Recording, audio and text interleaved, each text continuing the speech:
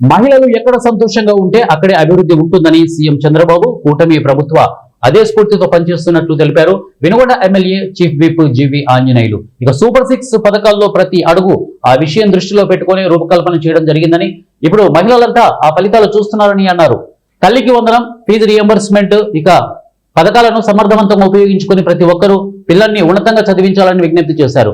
వినుకొండ మండలం ఇక విటం రాజుపల్లి సమీపంలోని శివశక్తి ఫౌండేషన్ కార్యాలయం ఆవరణలో విజయదశమి వేడుకలు సూపర్ జీఎస్టీ సూపర్ సేవింగ్స్ పేరిట సోమవారం అవగాహన కార్యక్రమం నిర్వహించారు.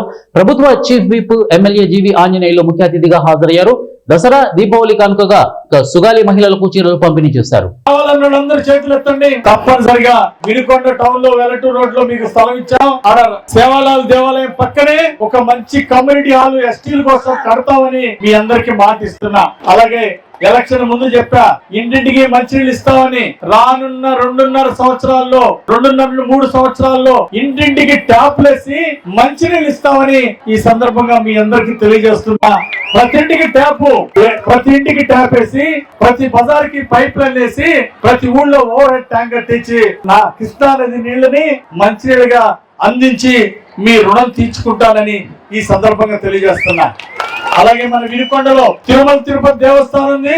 3 కోట్లతో ఒక తిరుమల తిరుపతి దేవస్థానం కళ్యాణ మండపం కట్టిస్తామని ఈ సందర్భంగా మీ అందరికీ మనవి చేస్తున్నా, చంద్రబాబు గారి సహకారంతో.